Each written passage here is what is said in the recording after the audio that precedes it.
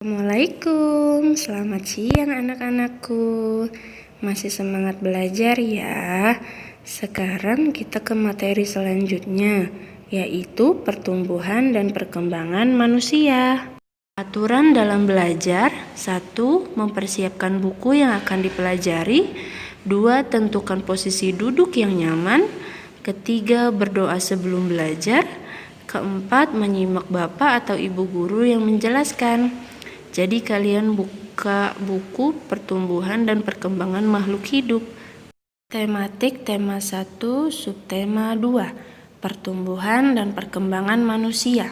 Salah satu ciri makhluk hidup adalah tumbuh dan berkembang. Pertumbuhan dan perkembangan manusia terjadi pada masa sebelum atau di dalam kandungan dan sesudah lahir. Kalian bisa lihat buku paket halaman 45. Slide bagian ciri-ciri makhluk hidup dan benda mati. Materi yang penting boleh dicatat di buku kalian masing-masing untuk memudahkan kalian belajar. Untuk ciri-ciri makhluk hidup dan benda mati, yaitu bergerak, tumbuh, berkembang biak, bernapas, dan memerlukan makan dan minum.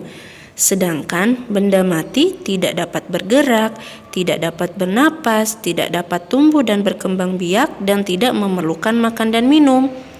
Nah, kalau kalian sudah ingat dan kalian tahu, kita ke slide berikutnya ya. Kita lihat gambar berikut. Manakah kelompok makhluk hidup dan manakah kelompok benda mati? Kelompok A ada manusia, hewan, dan tumbuhan. Sedangkan kelompok B ada batu, meja, boneka, sisir, mobil, dan kaos kaki. Jadi kelompok makhluk hidup ada di huruf ya, betul. Ada di huruf A. Pintar. Berarti kalian sudah paham ya di sini mana ciri-ciri makhluk hidup dan mana kelompok benda mati. Kalau sudah, kita ke slide berikutnya. Nah, materi yang ini kalian boleh catat. Ayo, kita ingat kembali, apa itu pertumbuhan dan perkembangan? Pertumbuhan adalah bertambah ukuran tinggi, besar, dan berat tubuhnya. Sedangkan perkembangan adalah bertambahnya pengetahuan, kemampuan, dan emosi manusia.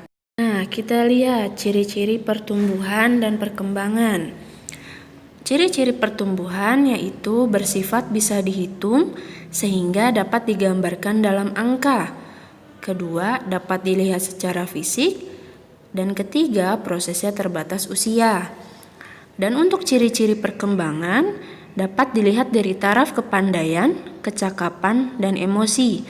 Kedua, tidak dapat dilihat secara fisik melainkan secara fisiologis.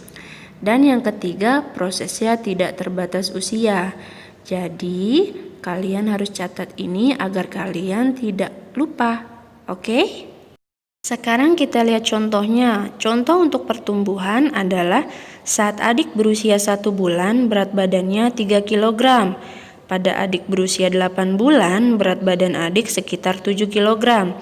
Lalu pada usia 1 tahun berat badan adik sekitar 9 kg. Dan untuk contoh perkembangan, saat adik berusia 4-5 bulan, adik sudah dapat tengkurap dan tersenyum bila melihat orang tersenyum.